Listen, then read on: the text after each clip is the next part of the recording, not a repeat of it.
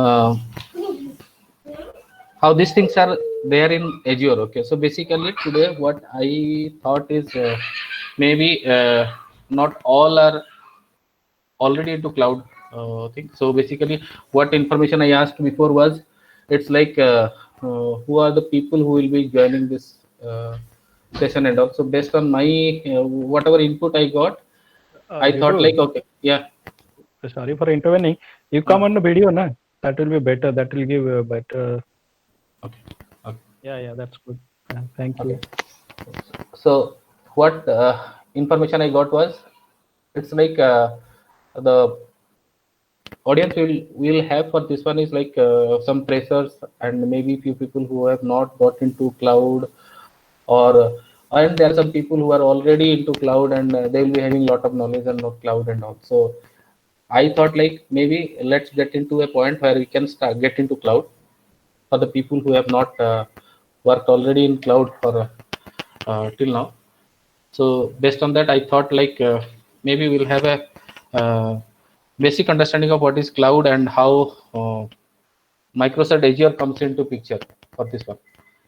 So uh, I have a PPT, but I will not be sharing this one. Okay, I'll try to put some diagrams and all to make things more clear for the people who are actually new to this. So maybe this is not that useful for people who are already working in cloud and they have a lot of knowledge. So best that I'll be starting now.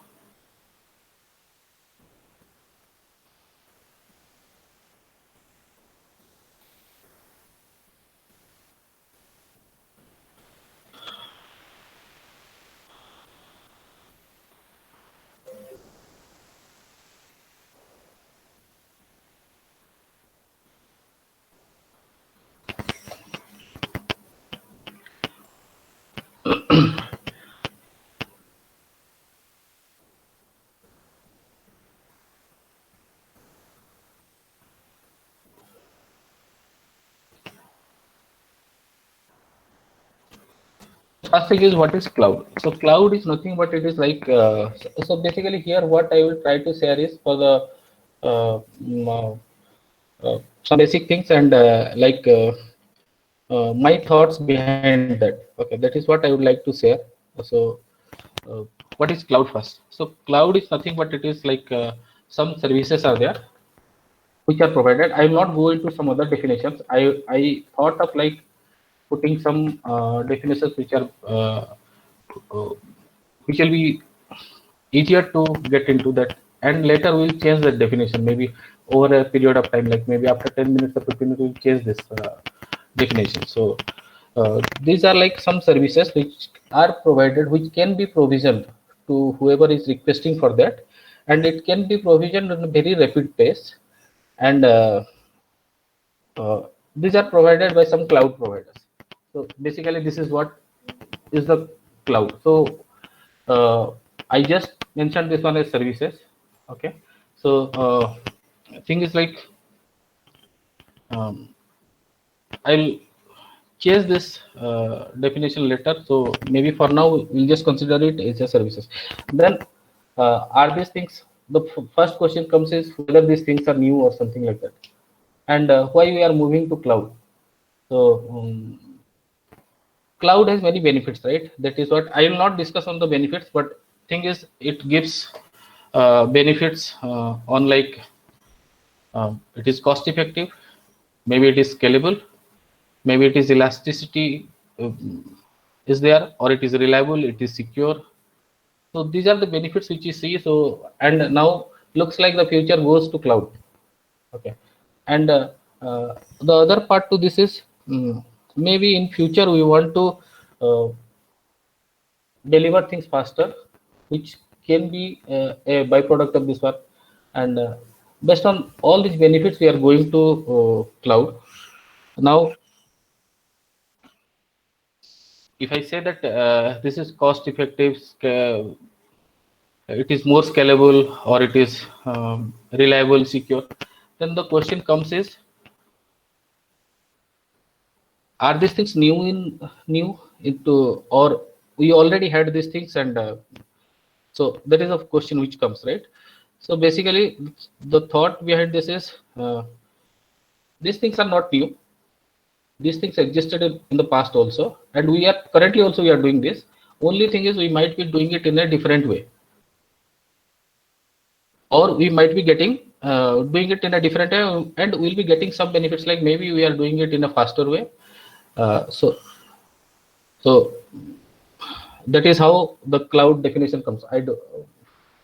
So I'll move forward, because I think if we spend a lot of time here, then we'll not go to the actual thing what comes after this. So now the next what comes is I'll give my experience on this.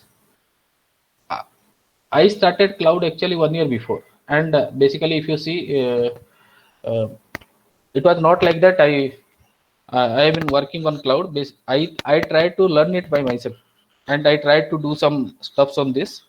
So I spent a lot of time also on this. So initially I found it difficult actually. So I want to uh, tell like why did I find it difficult. Okay, so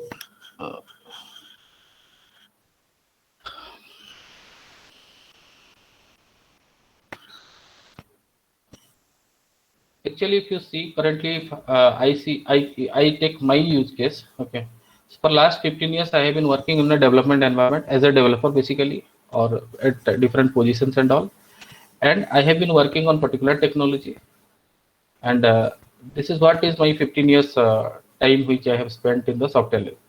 But when we come to cloud, uh, it is not only development. Basically, when the expectation which comes to us to learn about cloud is we have to have an overall view of complete cloud things which is available, and it widens the area.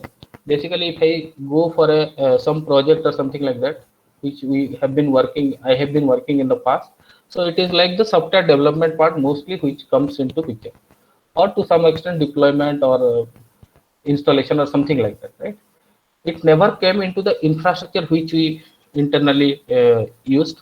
Or for example, if I tell, like I never cared that I've been working in Siemens for last 13 years, but in 13 years time I never cared that what is my employee ID, who created this one, and all those stuff. It never came into my mind also. Okay, and how I got the PC, who created this PC system for me, who allocated this PC. So those things we never, I never cared. And basically this will be I feel like this will be the case for all who are already into the software life, right? Or in future also it will be like that. And my thought to this is, in future also I will be not working in other areas. I will be working mostly in the development area. Still I have to know some other areas, like what are the other things which gets done in the organization, and how those things are getting done, at least the concepts and uh, the things. Then only it will be easier for me to get into cloud and understand the concepts and the services which are available as part of the cloud. So this is where I felt like maybe I can share my thought behind this. Okay, now coming to cloud. So uh, we'll have like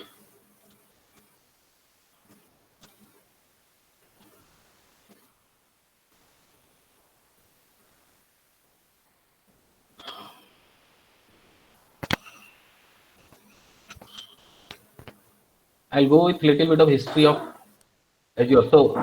So we have many service providers like Azure, AWS, and all. But I will go with the history of Azure, how Azure came into uh, when it came and how it came. So basically, in 2006, AWS came. Okay. So once AWS came, then Microsoft had a thought, like they also see the future, that cloud is the future which where they have to jump in.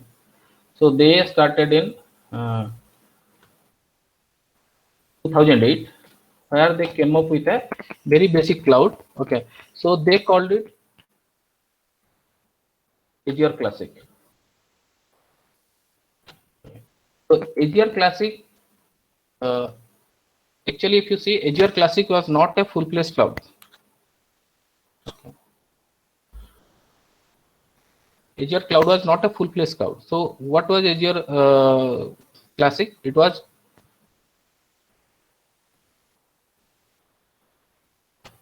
without the SaaS model.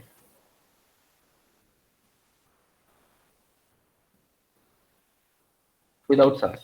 So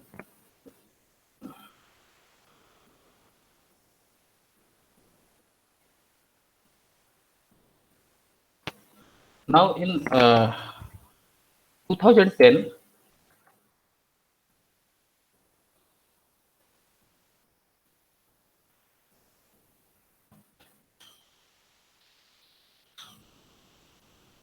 Microsoft, it came with Azure Classic,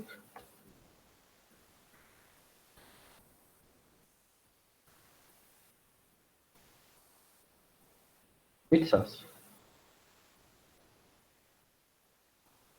With, I will come into SaaS and all later. So I'm just giving a history of this one. So I'm not going into definition or anything like that.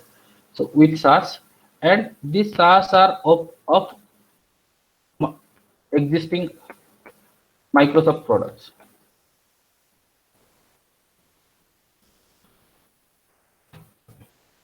Now in 2013,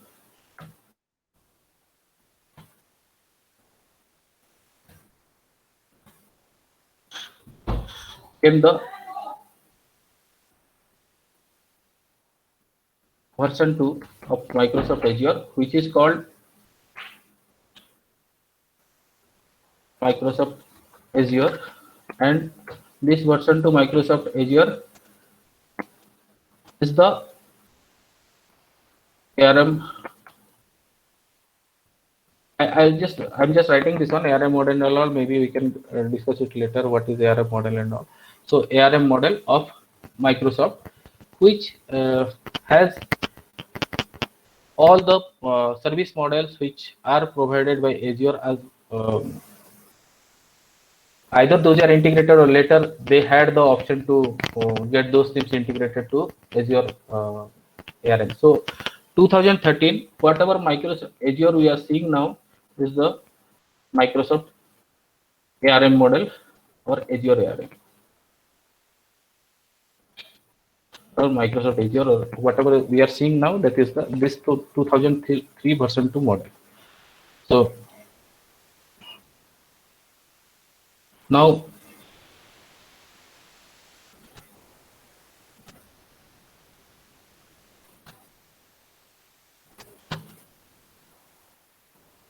so what we used to do in the past, okay, so if I start my organization or any company, what they used to have was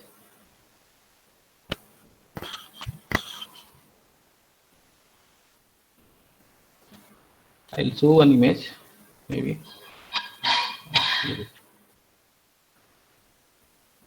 So here what we had was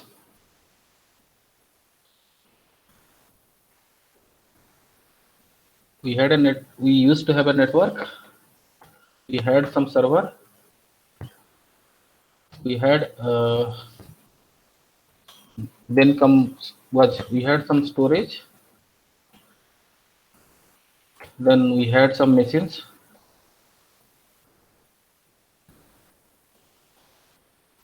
then we started hiring people, and also we had to create identity. So basically with identity we used to have machines also, and where we used to have employees. This I'm just writing, but maybe machines are not related to this. Okay, we had some identity. And this type of things we used to have. So basically whatever we are doing, we have in our organization, if it is not, if cloud is not there, everything we used to do in our company only. So we used to call this one as on-premise, right? Or our company. Now what happened was, suppose now at this point of time, there are somebody, so we got a requirement, suppose for example at this point of time, that okay, one new project has come and for that I need 20 machines. So what I can do is, for now, what usually we do is the provisioning thing which happens in the organization, right? So we buy some 20 machines, we put it into our network and do that. Now suppose I will tell that okay, uh, somebody told no, we will not buy this one because this project is not there for whole time. We just need some machines, so we will rent it from some provider. So okay, so if you if see in Bangalore, I know one place, okay, where Kormangla is there. Okay, in Kormangla, there is a company who rent the machines also. Okay, so now we'll tell that okay, we'll not get these machines, we'll not buy it because it is for 3 months or 4 months time, and maybe in the first month we need some 20 machines or 30 machines, then maybe second month we need some more machines, and third month we may need some lesser number of machines. So why will spend the money in buying that one? We'll just rent it. So we went to that company and got it from this one. Now one requirement came like okay, I need to host a website. So if we remember, then before this cloud things and all came, okay, we had this GoDaddy and all those websites are there. So we just hosted some machines there. We can host some web service there. We can go there and tell that okay, some web service is there. We need to host some web service.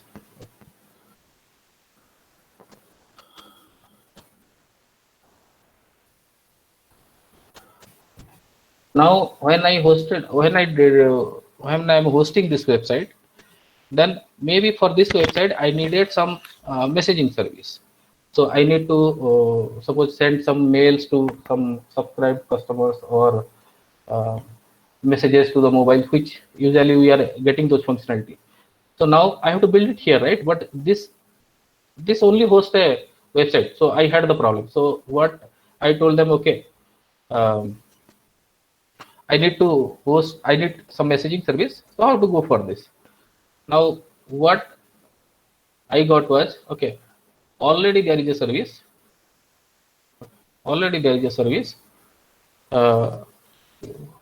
We are in collaboration with this one. Okay, we have a link to this. So you go and talk to them.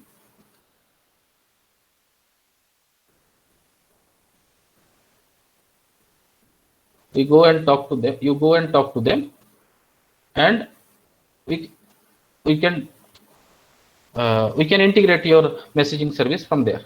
Okay. So this is where the cloud comes into picture. Basically, if you see now, what is this? This is nothing but my ass.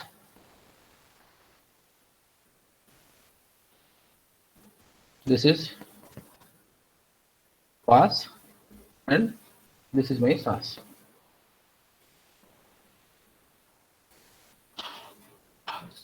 So it is not like that cloud services are not existing before this AWS and Azure or all these cloud vendors came into picture.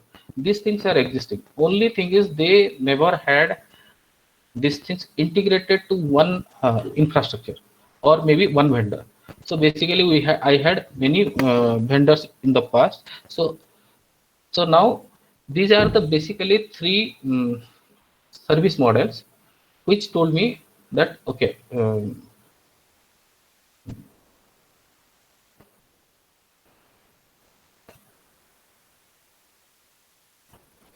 so one provider is there who is providing all these services together. These are the cloud vendors or maybe cloud vendors. So in our case, it may be Microsoft is giving this platform, which is Azure. Google is giving this platform. Now AWS is there. So these are the vendors who are providing all these integrated services, and these services are grouped into some type of functionality which we call the service models. So I will come to this IaaS, PaaS, and SaaS to have a better understanding or differences of this IaaS, PaaS, and SaaS. So with the thought of service model, okay, this is just an overview I just wanted to share. Now the next thing what comes is where this cloud existed actually. So this tells us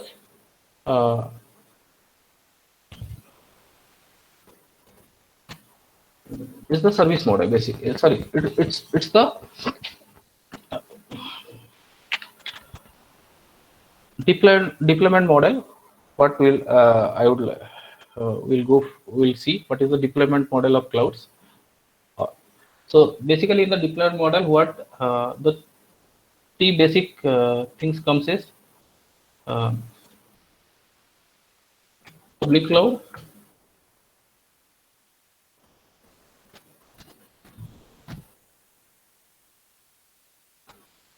and now apart from this, some other clouds are there that we'll see after we see what is the public, private, and hybrid cloud. So when we say that public cloud, basically what is telling all the services are rendered over a network. So all the service models are available on a network, and that is open for a public use. So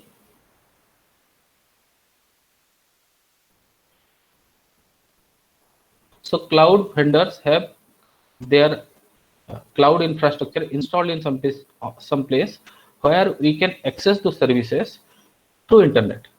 That is the public cloud. Now coming to private cloud. Private cloud is nothing but, so this is my on-premise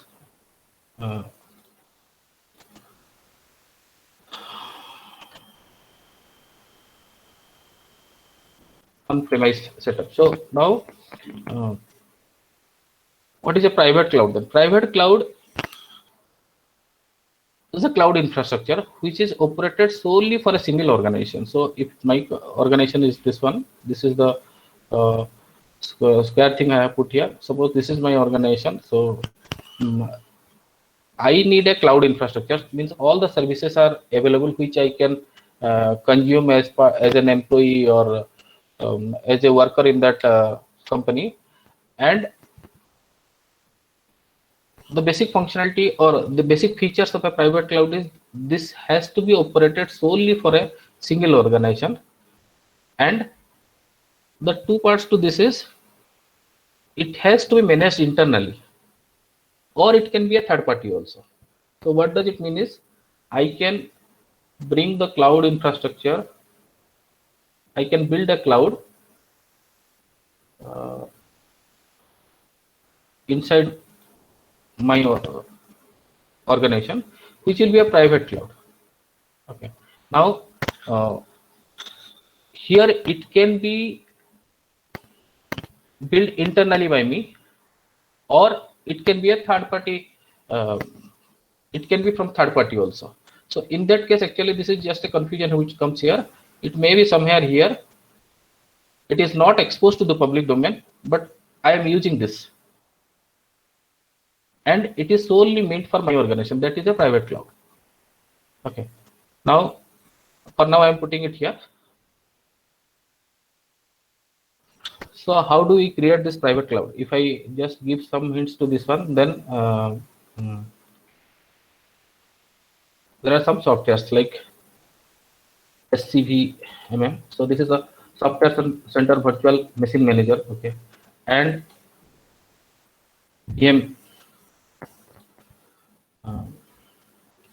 VMware also provides. So we can get this software installed in our server.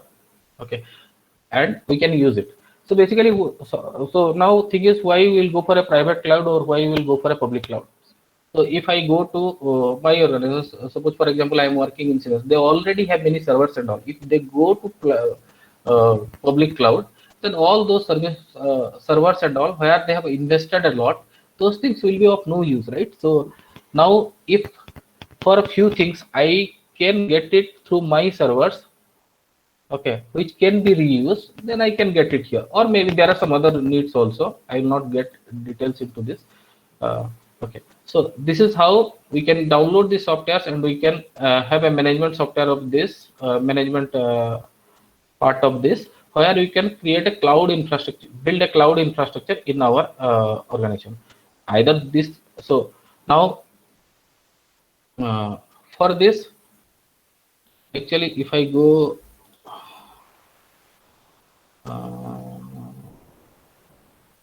back to this, here I told, right? So basically, if I go, then for Azure, there are two types of Azure.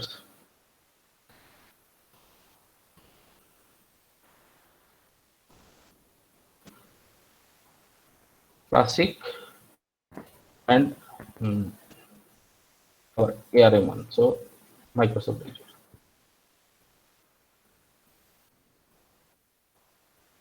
I will write it like V2, version 2 and version 1, which we have mentioned here. This is the version 1 and this is the version 2. So if I go here, this is the version 1.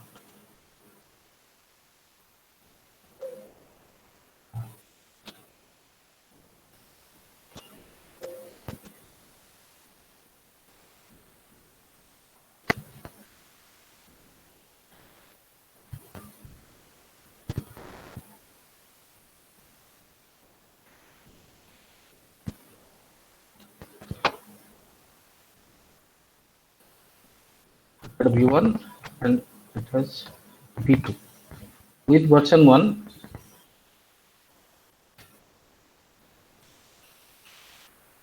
it gives me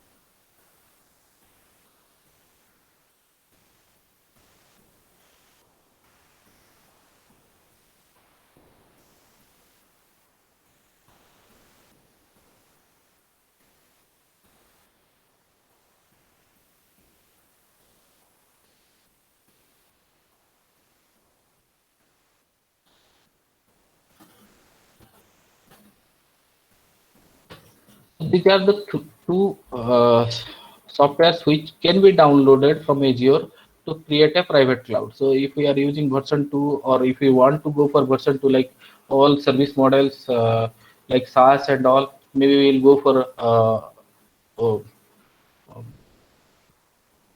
version 2 cloud model of Azure, where we can download this Windows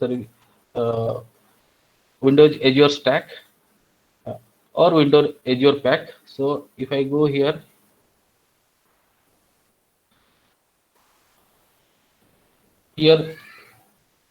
Azure, this is mainly used, mostly used for now, but now Microsoft keeps this one as Windows Azure Pack and Windows Azure Stack.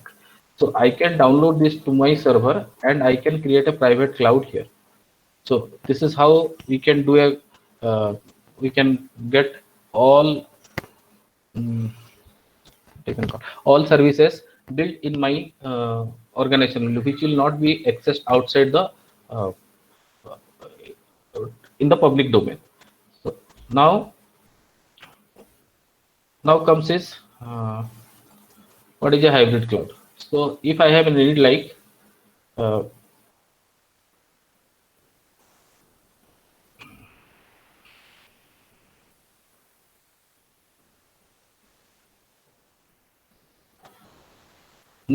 I need few things to in my on-premise setup and few things in the public domain I can push. Then in that case, I can have a connectivity to these two, which is a hybrid cloud. So this is a public cloud, this is a private cloud, and if I have both and both are, then it's a hybrid cloud, and both are interacting, then it's a hybrid cloud. Now there is a thing like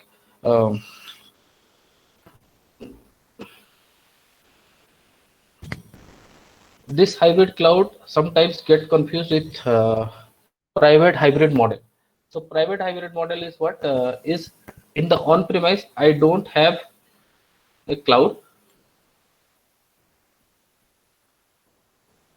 I don't have a cloud, but I have a on-premise setup. This also can interact with the public cloud. So when we have this interaction, then it becomes a private hybrid model. It's not a hybrid cloud.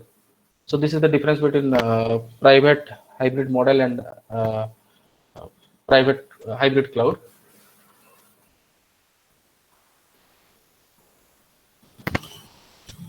Now comes is, what are the other models which people are following? So people are following like distributed cloud. I will not discuss on this. I will just write few things and what it doesn't make a lot of sense. Distributed cloud.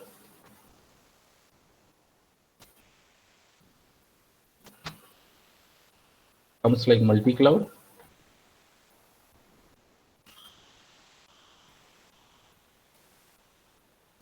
These are basically the same cloud, but the deployment model is different. That's all. So multi-cloud, it can be poly-cloud, it can be HPC cloud. So this type of things comes. Now one thing I'll just maybe first two only. I will do two liners of this. So what is distributed cloud? Distributed cloud, I will not discuss on this. Just a two liner of this. So suppose I have some 4-5 companies who are staying nearby and all, and one of the companies already having a having a lot of infrastructure. They want to have a private cloud. And they want to share their resources only to some 2 or 3 companies which can have their private cloud in that. So that is called a distributed cloud. So basically why people are going for this is, some companies, they are some partner companies or something like that, and they want to minimize their cost. That is the only thing, because once you go to the cloud infrastructure and all, there will be a cost to this. They just want to minimize that one using further distributed cloud. Now what about multi-cloud? Multi-cloud is basically, suppose I am a company who needs a lot of service models, and now it is like all the service model. Hello. Yeah. So it is like, if Azure is not fulfilling all my service needs, then what I have to do? I have to go for different clouds, right? There are many reasons to this. I'm just talking in very abstract way. Okay. So in that case, I will go for a multi-cloud. Okay. Multi-cloud means, okay, few of my service models which I am using is from Azure, few are from AWS, few are from Google Cloud, or something like that. That is the multi-cloud. So there is a very minor difference between multi-cloud and poly-cloud. Here basically based on the service model, whereas here basically it's an optimized way of both performance and cost. Both these things are included here, so nothing much on this. Okay. So basically there are different cloud models, which actually this here, out of this I feel multi-cloud is what is taking a lot of sense to the companies. Okay. Why? Maybe we can discuss this if we go if we have a look into the service models. Okay. Now coming back to this, so here we started with ask, pass, and SAS, right? So what is the, so a lot of time I as I know, there are many people who had a little bit of confusion, like mostly in the pass and SAS. Okay. So I will talk through this. So maybe related to service models.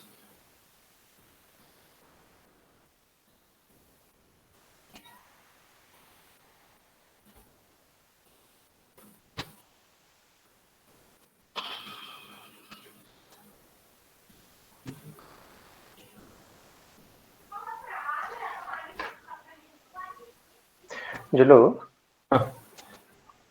this is Siddharth. The basic question. The public private and hybrid cloud. Mhm. Is it applicable to all three, infrastructure, platform, and software as service? Yes, yes. So that's what I was trying to say. Okay. So basically, this is an infrastructure which we are cloud infrastructure which we are getting into our on-premise setup. Okay. So for example, I am working in Siemens. I have some server. Okay. So I need for example, I have a testing team. Okay. They need different type of machines and all. Okay.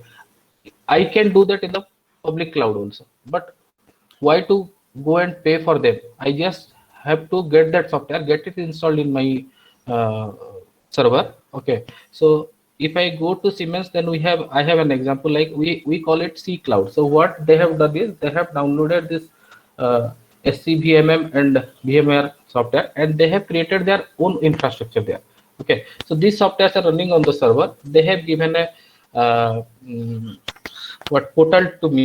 Okay. So based on that, they have created some templates and all. Not going details into this. Okay. So I have to choose that template, and I have to tell that give me a machine. So they will give me a machine. For example, my product has to be tested in 5 OS. I cannot have 5 machines there to test it. And with the container service also, that is not working in our case. So we have a private cloud there, which we call it C Cloud. Okay, that is actually nothing but in the server we have installed with SCVMM and VMware. But there are some other things. I suppose I have to expose a web service that I cannot do in my private cloud, right? So I have to go for a public cloud in that case. So mm,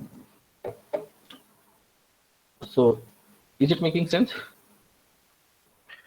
Yeah, it is. Maybe I'll just Huh. just from my understanding, Huh. maybe if you Huh. take one example, Mhm. let's say software as a service, right? People give Mhm. examples of this HCM system provided by PeopleSoft, right? Mhm. So before even we talk about cloud, most of the organizations, they were using PeopleSoft's HCM system, right? Okay. So for employee information and all. Okay. So if Siemens as a company will have to buy a software from PeopleSoft to store employee data, then it will have to physically buy the license, and it will install the software in Correct. you can say individual PC and all. Yeah. Yeah. Will that be called as a cloud or software as a service?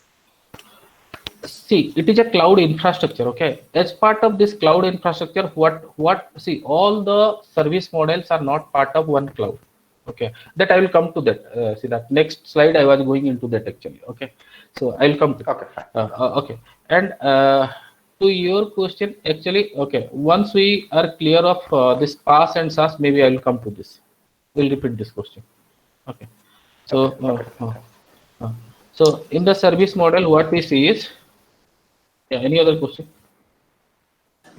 All right. Sivaswamy, So, sorry to interrupt. yeah. Just Yeah. can we have a screenshot? Like I want to take a screenshot of all the attendees.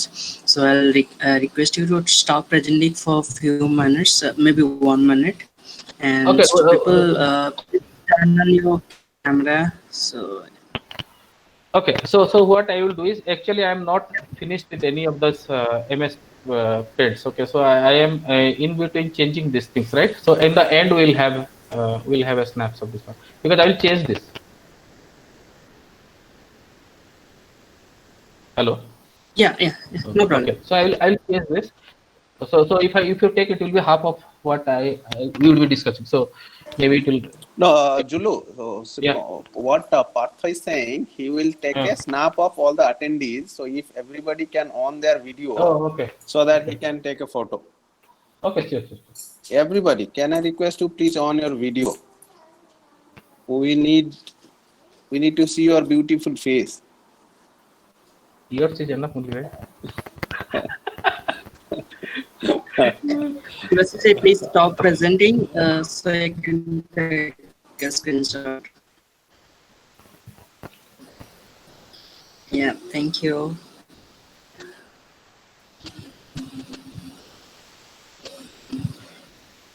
Okay, I'm taking a snapshot right now.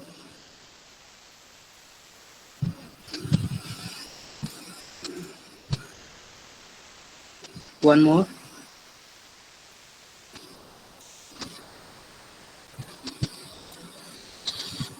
I'm done.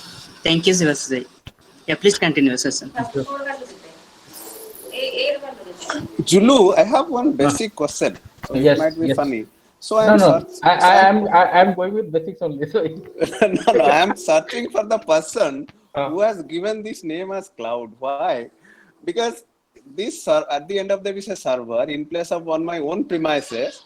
So we are keeping in others' premises, maybe in Amazon or Microsoft and others. So, but we are not storing anything on cloud. So, who is the person who has given this name cloud? It's in place of my home. I'm keeping somebody's home. This all server, right? we will talk to maybe AWS people. They only started, right? Okay. Go ahead, yeah. Okay. Eric. Yeah. So looks like similar to Siddharth. Name sounds like that. Should we continue? Hey, go ahead. Yes, Siddharth, yes, similar please. to Eric. Okay. So Continue. okay. Go. Okay. So now service models. So what is service model? Service models is basically we told, right? Cloud is to providing services um,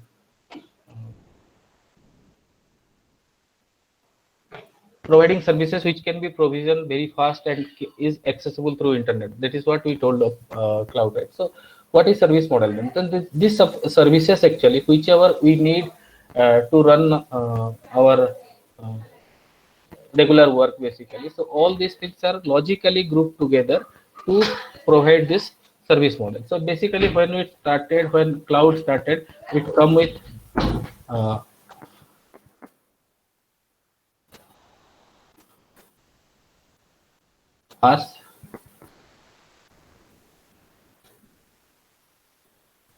SaaS, and SaaS, which we all are knowing. So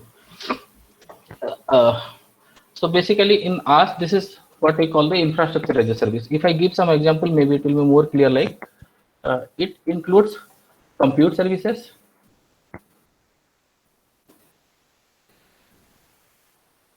before I go here. Okay, maybe I can tell like, so this is the diagram basically everybody shares, right? So on premises inside my organization, I had everything here. I will not go with this. Okay, and infrastructure as a service. So to some extent, we have the things which we are getting from some vendors, so we are renting it. Rest all we are doing from our organization. I will come to these differences. And platform, more functionality to this, and software as a service means completely we are getting the things from some vendor and we are using it. So basically, if I go to this, then what are the things included as part of the us? It is the compute services, maybe which we call is maybe VMs, we can call, or these are like networks. I will not talk on Azure networks, but it is just like networks for now. It will be load balancers, it will be firewall. So these type of things which comes as part of infrastructure. These are the things which comes as infrastructure. Now, what is PaaS and SaaS? So I have written few points to this to show the difference between PaaS and SaaS, because normally we have the doubts on PaaS and SaaS, right? Which is a PaaS or which is a SaaS? And we'll talk on this. Okay. So if I go for, it is basically the computing services. PaaS is the computing services. So if it is a VM or network, we are creating a network, load balancer or firewall, all those things comes as part of PaaS. Now coming to PaaS. PaaS is basically, it provides the platform and the runtime for developing, testing, and managing applications. So here, what we do is, suppose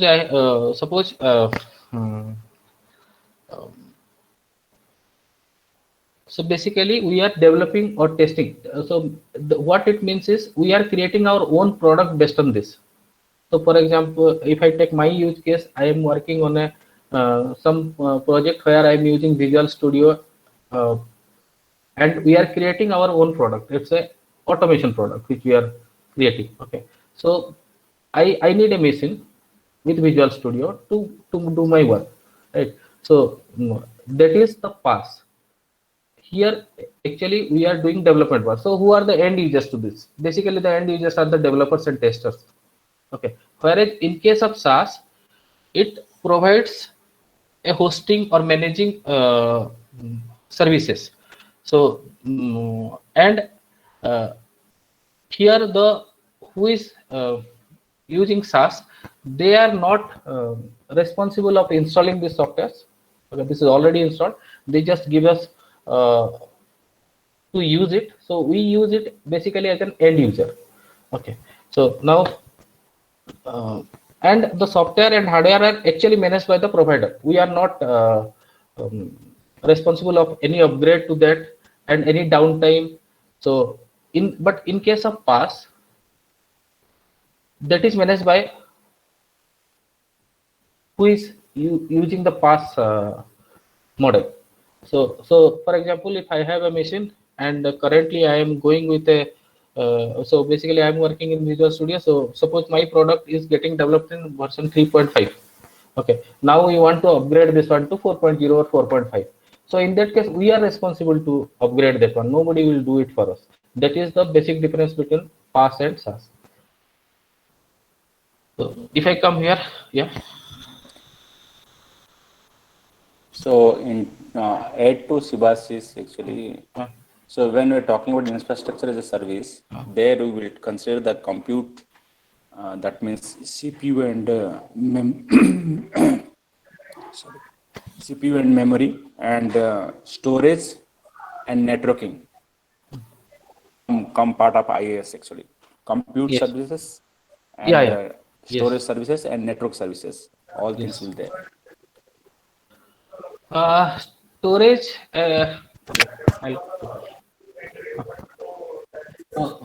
Here, if I go, then maybe we have machines are we have installed like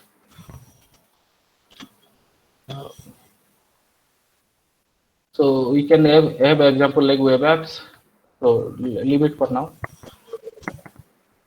SQL and maybe Visual Studio, all these things which we are installing, that is a PaaS. Whereas if we are using like PeopleHR,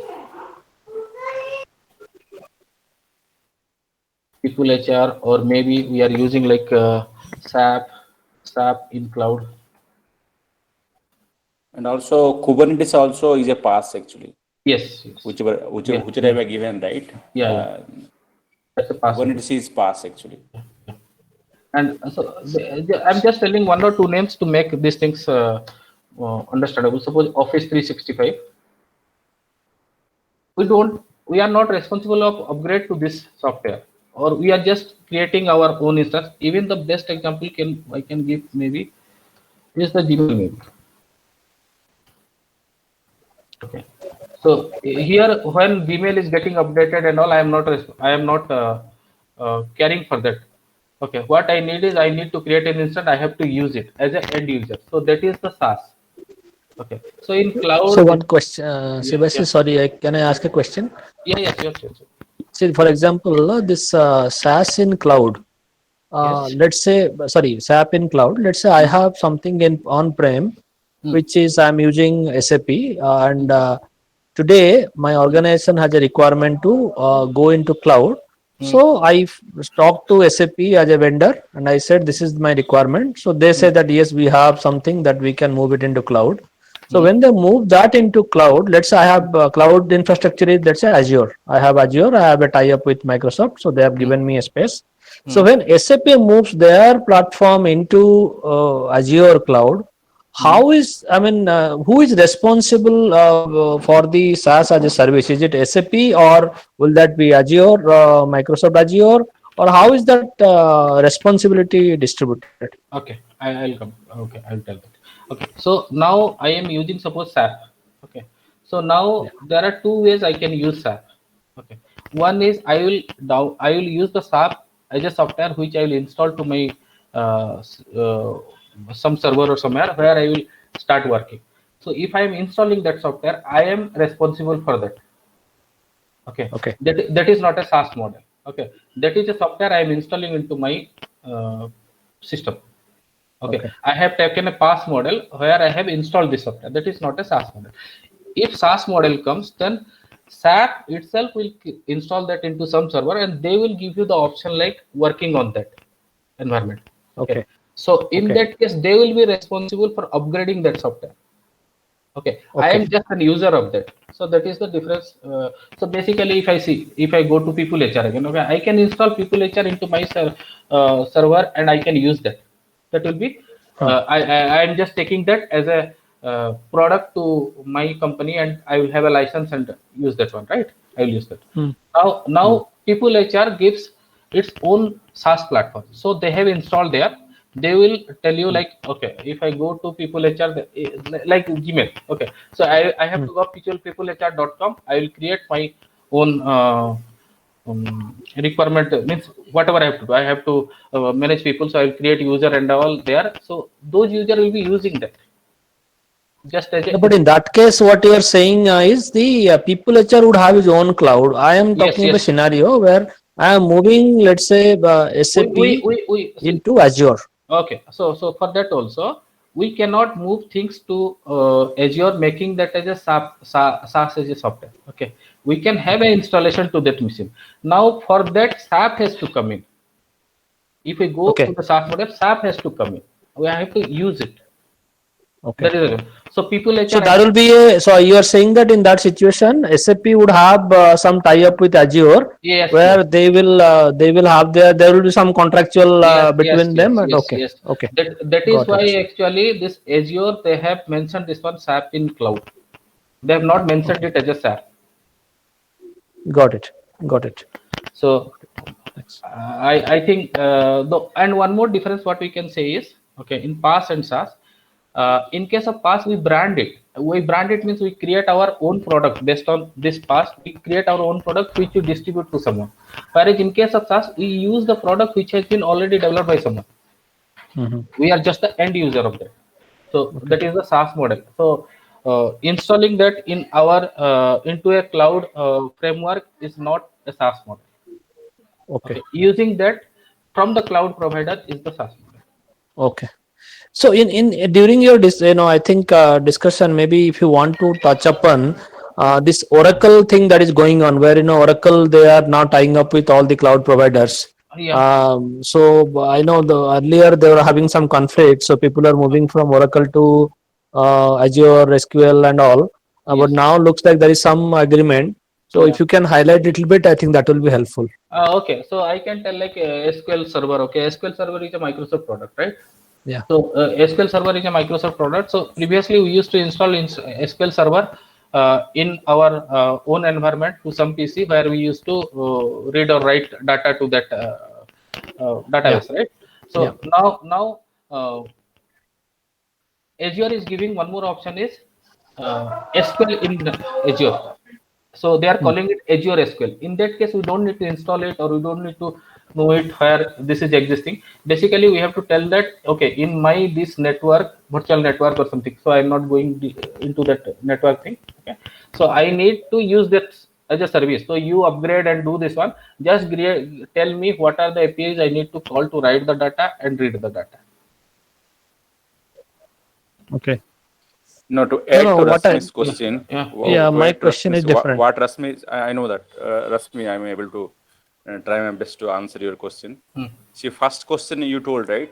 SAP, during that time, so what we'll do, the infrastructure part will provide by Azure and maintenance part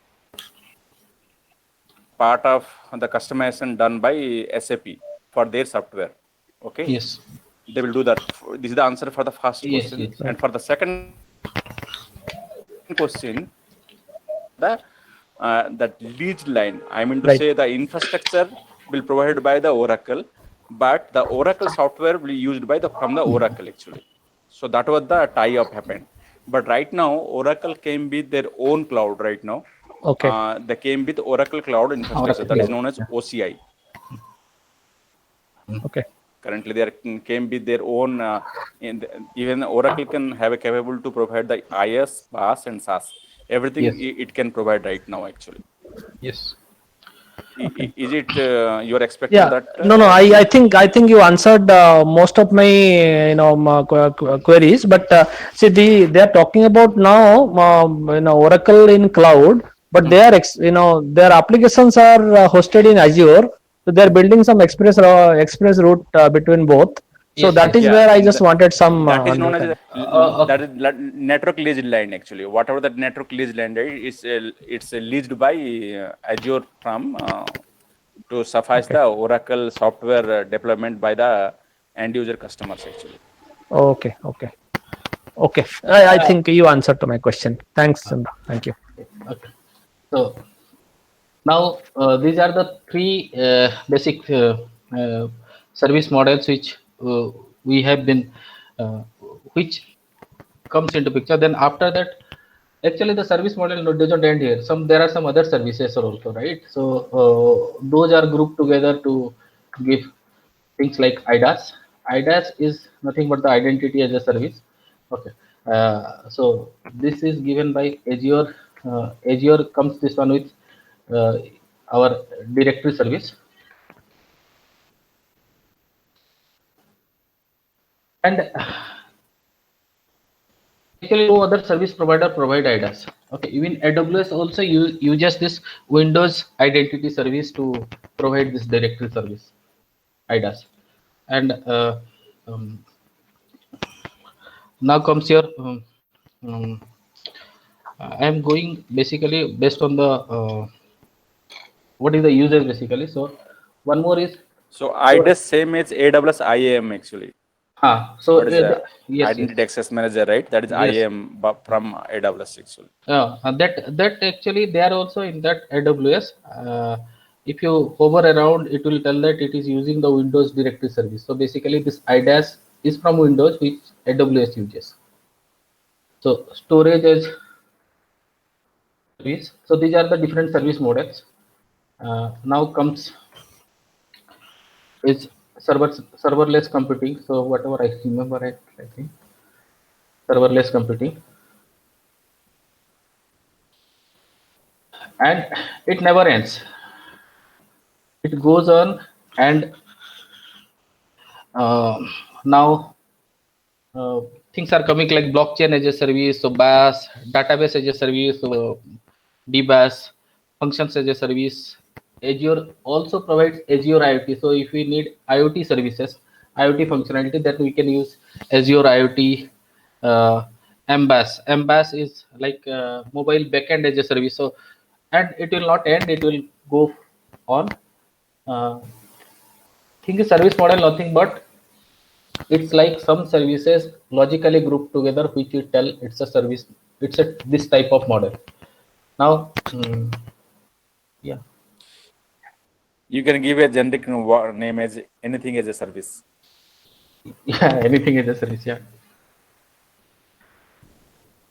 Okay. So one thing I would like to add here is now these are just the logical representation, like the service models. Actually, when we get into working into cloud, we don't see these things. This is just for the understanding. Once we get into that, it is an integration of all those things. It will come like, suppose, for example, I will go for a product where I need to have people HR installed, and I need identity of the users, and I need to have a single sign-on for this identity service. So in that case, these two will be integrated. For example, I need system. I need a virtual machine, and in that virtual machine has to be put into some network, and that virtual machine has to install some software, or it needs some sort of storage to interact. So these things get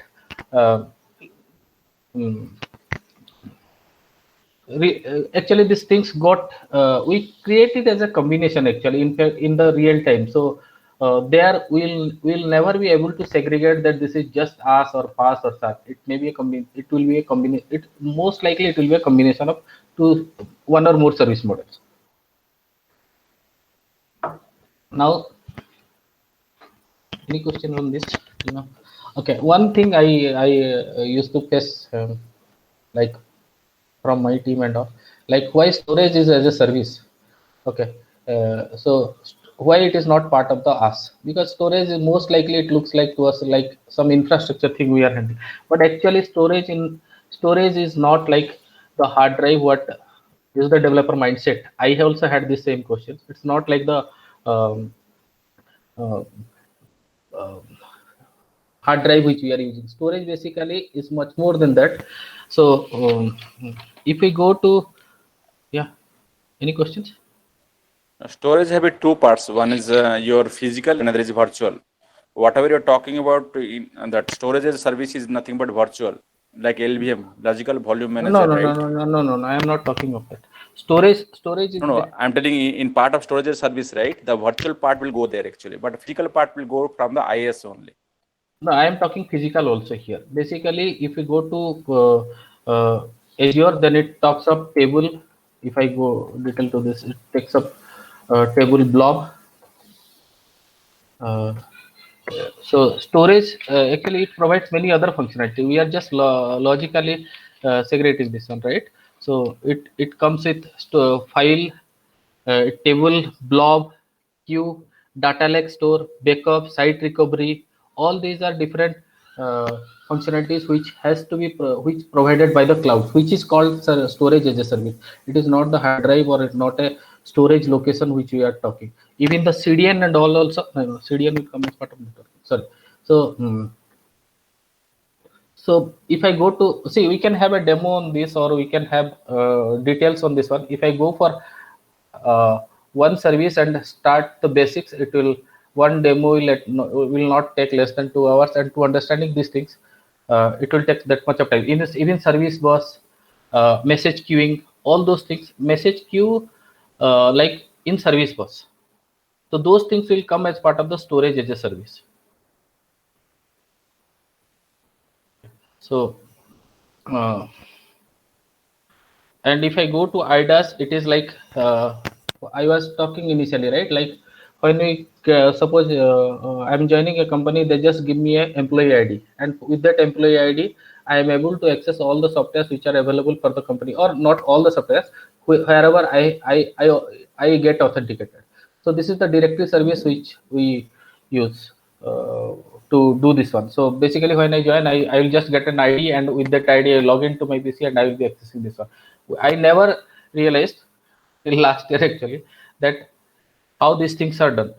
Okay, so if I can maybe I will just talk of one service model, like maybe IDaaS, and just give an overview of how it came actually.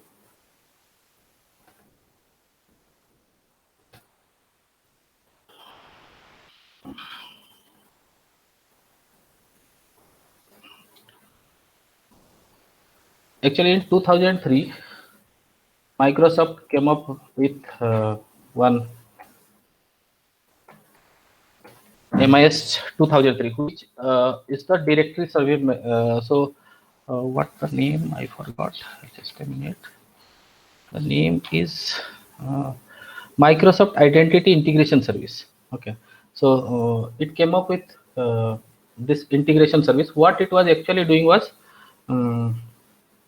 this is one. Okay, before I go to this, basically, if I go to the Microsoft thought process, basically they have many softwares and all. Okay, initially it used to be like Azure is expensive, then AWS, all those things are there, right? Why it was expensive was, in case of Microsoft, if you see, their service model was not service model. They are providing software things are quite different. It is like an integrated things which used to come. Now the thought process in Microsoft, they are changing this one to separate it out and provide this as a service. So identity service, if you see in AWS also, they are using this thing. So what Microsoft did was, in 2003, in Windows 2003 server, basically they came up with Service Manager. Okay, So service manager used to give that directory service where we used to create the company domain name, and we used to create users, and we used to give the access criteria for that uh, using the service manager. Now what Microsoft did was they provided identity as a service, so they took this part and created the Active Directory in Azure. So if I, okay, I'm not sure this. So Active Directory. So now thing is, if I have a user list and all, whether I will go there and create it again in the cloud, it's a lot of work, right, which has been done over years. So they provided AD Connect, one tool they provided, so your identity can be migrated to the cloud. So, and now with that things comes like what about the authorization and authentication things which will come, is it violating the company things and all? So they provided many other options like, okay, the authentication can happen in the on-premise, so and it will just be a virtual thing in the cloud. So that way it will come. And to come up with this, actually, if we go to identity as a service, then we have to, if I want to get into this service model, then I need to understand, have the background of how this MIS worked in past. Okay, then what came in 2016 was MIM.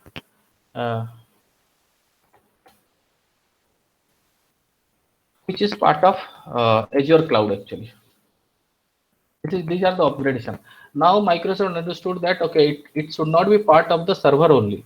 So till now, whatever desktop OS came, it was never part of those desktop OS. So if I go to my machine and type for service manager, it was not there. If I now what they came is they separated this one, took it out, and now in Windows 10 also you can integrate this. Windows desktop machine also. So these are the thought process which they are changing to win over the SaaS model. So one question. Yeah. Again, this is a, I mean, very simple curiosity question. Yes. See, given this whole model, I know we have seen this cloud coming over now. A lot of enterprises are going into cloud. Yeah. There are virtual desktops also being created. Will there be a situation in years down the road that these cloud providers will give, like, you know, a PC or a laptop as a service? Meaning, people who are like individual users today, they're buying PCs and laptops or whatever. Will there be a situation where they would just log in using whatever their iPad or whatever, and then use a virtual desktop as a service from an economy of scale perspective? Do you see it's coming from an economy of scale perspective? Yeah, it is already there, I feel. Okay, so basically now, till now, we are not acquainted with that. Okay, if I can use a tab to do my work, then why I will go for a PC? I can get it in the cloud. So I don't have to carry these things. Okay, Correct. it is already there. Whenever I can connect to that, and I can use that machine, whatever I want to do. Okay. On that machine. No. Technically, it is possible, because people are now organizations that are going for thin clients and all, so they don't have to really buy PCs and all. So thin clients, you just connect to the virtual desktops and then work, and it can be in a cloud. So I'm just thinking from an individual standpoint, is it happening? People are getting interested to go into it. I don't know. I mean, I'm just thinking loud right now. So do you see it is happening in the market, or it may happen? It may happen based on the need, I feel, but it is not like that all desktops will go out. It will still be there. No, it started happening, many of the companies. See, for example, you must heard about BYOD, that bring your own device. Correct. Today about laptop and tablet. So Right. people bring their own device, whether the tablet, laptop or mobile phone, wherever you can connect it and do the job. Yeah. That part is already there. That's what I was talking. Yeah, no, that part is there. No, that is more to connect to some enterprise applications. I am saying today, if I need to buy a device, let's say I'm a student, I need to buy a device. Do I need to buy a device? Can I not buy this as a service from cloud provider? I have a tab. Yeah. That is what that is already there. That's what Okay. Mullibai is also telling. So some companies it is like so for example, if I have a I am working on a product where and I need 32 GB machines. Okay. Correct. So in that case, there is no point I will spend lot of money in that 32 GB machines with 8 CPU. Otherwise, it will not work. For example. Correct. Okay. Correct.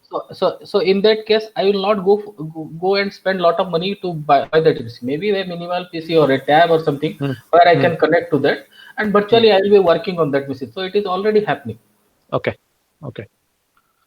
Okay. I think that answered to my So question. Yeah.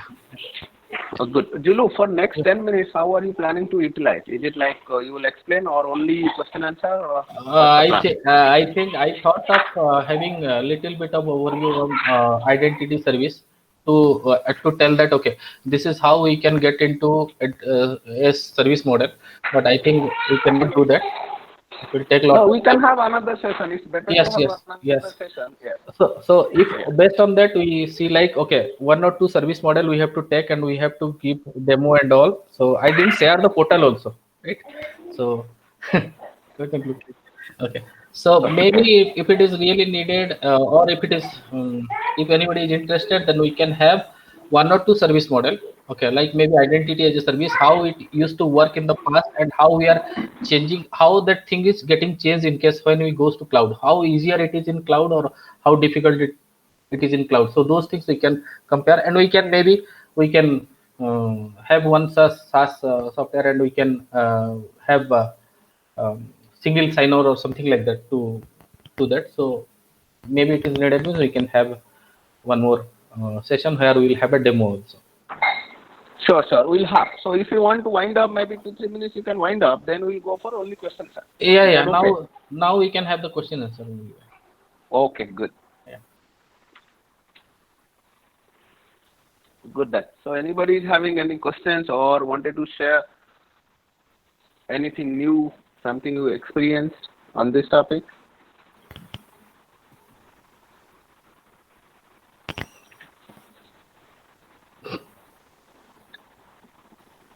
Okay. Till I get one question, maybe one more thing I can share. Okay. Yes. Sure. Julu, go ahead. So now comes is how to connect to Azure. That is also one more question, right? So my cloud is there. So if I connect to Azure, the first thing what comes is Azure portal. So this is the portal where I can connect to Azure resources. I can query. I can get the Azure resources through portal, and I can use Azure also through portal. Now the problem with portal is the cookies are valid only for 8 hours. Okay. So if the cookies are valid for 8 hours and I am doing a bigger deployment which takes 16 hours, then it will not work. So in that case, what Azure provides is it provides PowerShell. It provides PowerShell. With PowerShell, we can automate deployment and all, and it is like automation also we can do with PowerShell. Deployment and working with Azure infrastructure. I'm talking in that part. Okay. So now, but the problem is it is only PowerShell only comes with Windows.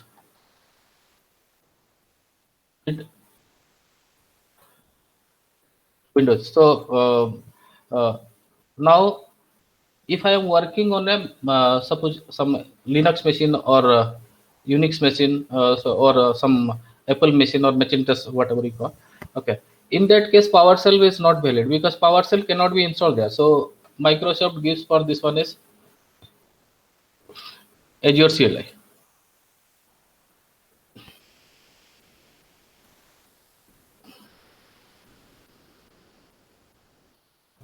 Now, suppose I am a developer and I am working on some cloud resources. In that case, if I am a developer working on Visual Studio, then directly from Visual Studio, I can connect to Azure and do it. So how to do it and all, I will not come this time. Okay. Now if it comes with Visual Studio, it is fine. But all developers are not with Visual Studio, right? So now one more thing comes here is Azure also provides REST APIs to work on the Azure resources. So basically, if somebody is working on Java and they are using Eclipse or something like that, and or any third-party development tool, so then in that case they can use the REST API to connect to Azure and work on that. So if we go, then maybe whatever we are doing in portal, 99% of things we can do with PowerShell, and same we can do with Visual Studio also, same we can do with Azure CLI, same we can do with the REST API. There are some one or two things which will come, which is not supported in portal. We have to go to PowerShell, but that is very rare. So that's all I feel for now. Okay, good. So anybody is having any question? I have one more last question, maybe a very basic one. As an Don't enterprise, ask it then. Huh? Sorry? okay. No, don't hear that. Hear my question first. Yes. As an enterprise, when somebody decides that, okay, maybe I will take the IaaS and PaaS services from Azure, definitely I'll have to do that for my, let's say, some product development or project development, right? Okay. So the enterprise decides that, okay, I will buy the service to save the cost. So my question is, what are the other things that the enterprise will have to do in terms of the product development or the project development? So basically, do I have to kind of train my resources in a particular skill set to start working on these platforms or the infrastructure, or there will not be any difference to the developer experience? Ideally, there will be no difference. Okay. Suppose, for example, I am moving to cloud and I am getting a machine. So it doesn't matter whether it is in the cloud machine or it is my own premise machine. Okay. So if I am a developer of Visual Studio, I will be working on Visual Studio. Actually, that is where we get it difficult to get into cloud, because till now what we are doing is we are working a part of that. So if I consider a project, then there is infrastructure comes there, in network comes there, different storage things comes there. But as a developer, I never cared of this. Okay, I used to know, like, okay, for me personally, if I tell, it is Visual Studio, C++, and different design patterns, principles, and all those things I used to work, and my thought process is on that. And now also I will get a machine where Visual Studio is there, and I maybe it is like the previous URL which we used in the past, or linking thing, that will be different. But it is not like I need to know the infrastructure. This has to, actually this infrastructure thing will come from the solution architect rather than the developers of the teams.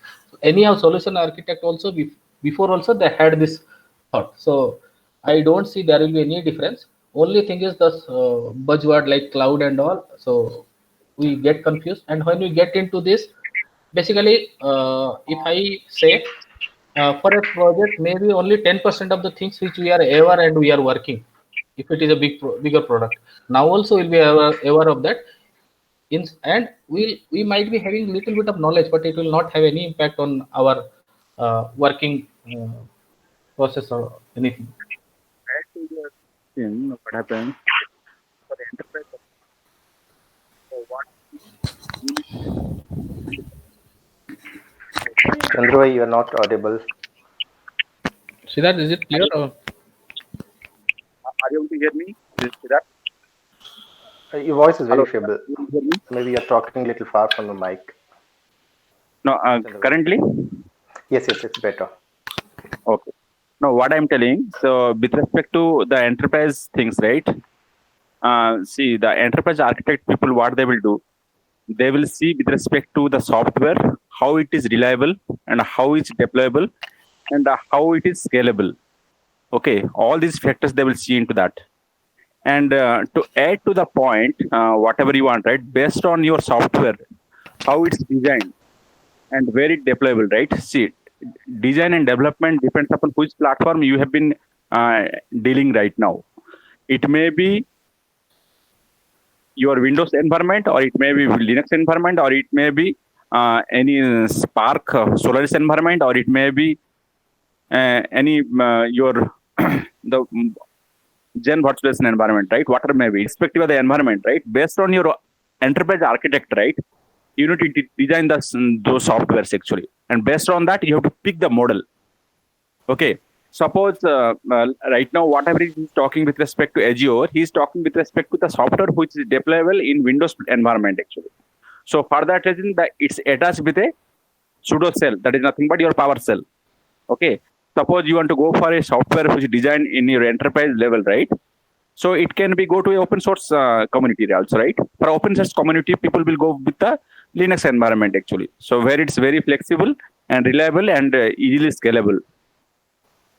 All depend upon what your system is there and how you want to fit your that enterprise architect level actually.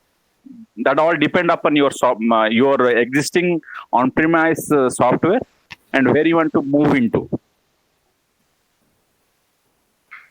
Yeah, that was my question, Chandra. Let's say as an infrastructure, let's say my product is developed in a Linux or AX server, and now let's say I decide to move it to cloud. So will Azure or Microsoft provide an infrastructure which is right now Microsoft is capable to provide your Linux environment, your Windows environment, or your Ubuntu, whatever you want. Microsoft right now is having the capability right now. They are providing all the platform. Actually, to add to this, actually, see that Microsoft VMs are mostly working on Linux platform. Okay. So what? So if you go and see, you can search for. If you can Google for one thing, there is a one speech was there from Microsoft CEO in 2016. Microsoft loves Linux. You can search that, you will get the answer for this one. Okay. So in 2001, Microsoft CEO told that Linux is a cancer. Now they felt like, okay, Linux is the reason behind that is there are different reasons also. Maybe we will not go into that. But in 2016, Microsoft told that Microsoft loves Linux. And if you go to the Git and see for Linux who is making the maximum contribution, it is the Microsoft, who has now acceded to Facebook and all, who used to contribute more to the Linux. So Microsoft has created its own team, and if you see, Git also is now owned by Microsoft. That is why Microsoft bought Git. Right now Microsoft owns Git, and Linux, the maximum contribution is coming from Microsoft. What Microsoft is trying to do is, if you see till now, Microsoft stressed on what we say, stressed on desktop OS. Okay. Now they feel that desktop OS is will be of no use in future. So it will be the cloud OS. So they wanted a lightweight kernel. So in case of desktop OS, it was a very heavy, because Microsoft integrated all those software, all those tools and all into this desktop OS. So we get everything, right? SharePoint and all, everything installed there. Now separating that one is one thing, and one is they wanted to use a lightweight OS where these things are not integrated. So if you see now, maximum VMs which is getting installed in Azure is on Linux platform, Linux kernel they are using, and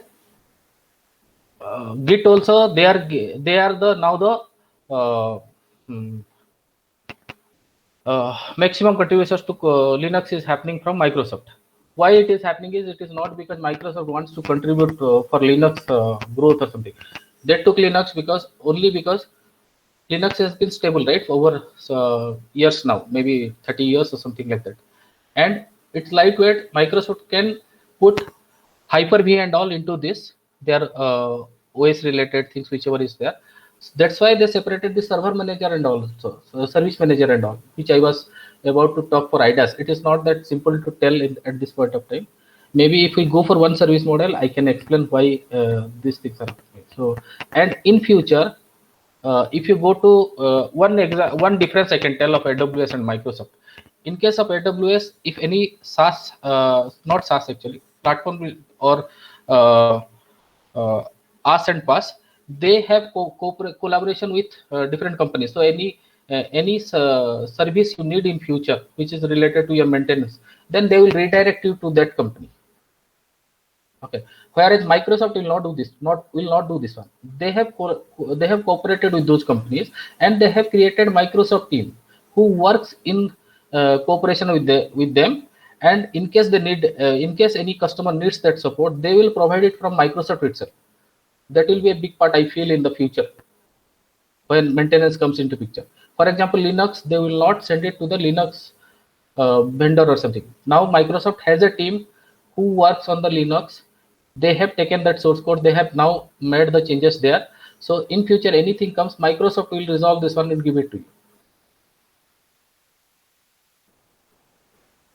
Yeah, to add to Siddharth's question, what is his expectation is, his source code is in AIX.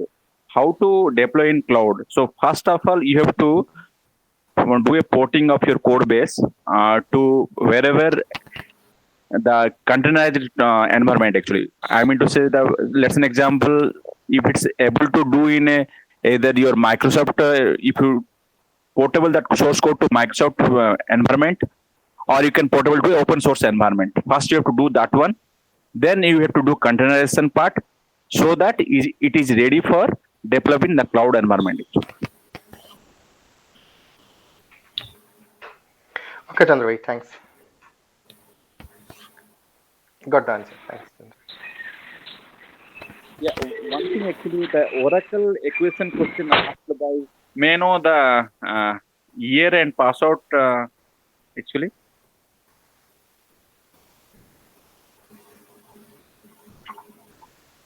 Hello? Hello? Yeah, the Oracle and Azure, the equation question asked by, may I know the team, the person name actually, if you don't mind?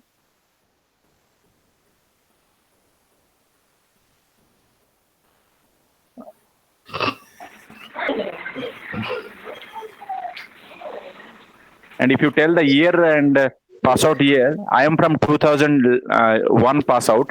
Chandrasekhar is who I am talking right now. You are asking about the Oracle question, who asked, right? Yeah. Okay. Yeah. Oh, okay. Actually, I am from 95 pass out batch. I was the third batch. Oh, okay. Yeah. If you don't mind, can you please tell me your good name, please? Yeah, I am Girija Sahu. Okay. So, thanks, Girija bhai. Thanks. Actually, I was thinking Rasmi Janamani was asked the No. question. I was using a different device, so you might be seeing a different face there. So, Okay. no. Yeah. Okay. Thank you, Girija bhai. Sure. Okay, good then. So, Julu, if everybody, if there is no other questions, so we can stop here then. Right? Sure, Murli. Okay, thank you so much, Julu. Really appreciate it. No, thanks to all for giving so much of time. No, thank you. Kind of It's question, fantastic. the kind of question asked, it shows the importance of this topic. Yeah. Thank you so much. And all of you, if you want to take the session and share your knowledge, please feel free to let the organizing team know. Thank you so much, everybody, for participating, and be happy and Sure. be healthy. Thank you. Thanks, Murli. Thank you. Thank you. Stay safe. Bye. Thank you. Thank you.